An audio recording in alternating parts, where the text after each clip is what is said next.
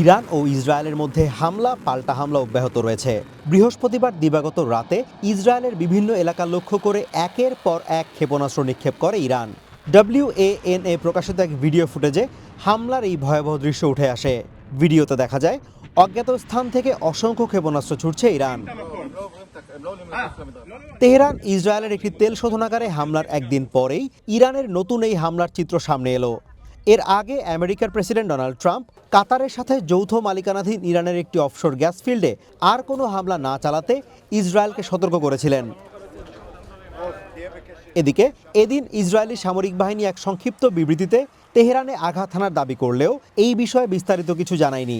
Israeli সামরিক বাহিনী আরও জানায়, ইরান ইসরায়েলের দিকে এক ঝাঁক ক্ষেপণাস্ত্র ছুড়েছে, যার ফলে তেল আভিভে বিমান হামলার সাইরেন বেজে ওঠে। এ সময় শহর জুড়ে আকাশ প্রতিরক্ষা ব্যবস্থার বিস্ফোরণের শব্দ প্রতিধ্বনিত হতে শোনা যায়।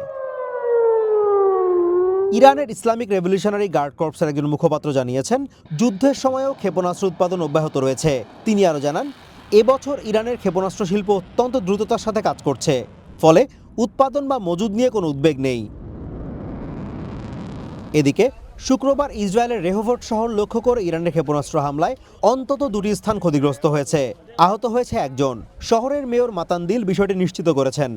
להתקדם למרחב מוגן תקני. כל אחד זה מאוד מאוד חשוב, וכמובן בעת הישמע אזעקה להיכנס למרחב מוגן תקני.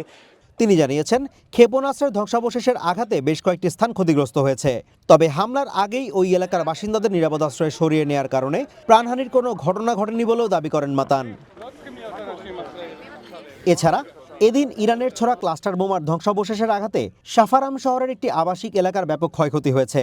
পাশাপাশি ক্ষতিগ্রস্ত হয়েছে অসংখ্য ব্যক্তিগত যানবাহন। স্থানীয় বাসিন্দারা জানান, মধ্যরাতের কিছু পরে হামলার এই ঘটনা ঘটে। এতে বেশ কয়েকজন আহত হলেও প্রাণহানির কোনো খবর পাওয়া যায়নি। এর আগে ইরান কুয়েতের সবচেয়ে বড় মিনা আল হামাদি তেল শোধনাগারে টানা দ্বিতীয় দিনের মতো হামলা চালিয়েছে। কুয়েতে ঈদুল ফিতরের মাঝেই শুক্রবার সকালে এই হামলা চালানো হয়। এতে শোধনাগারটির কয়েকটি ইউনিটে আগুন লেগে যায়, ফলে সেগুলোর কার্যক্রম তাৎক্ষণিকভাবে বন্ধ করে দেয়া হয়। Azimur Rashid Kanak, one international desk.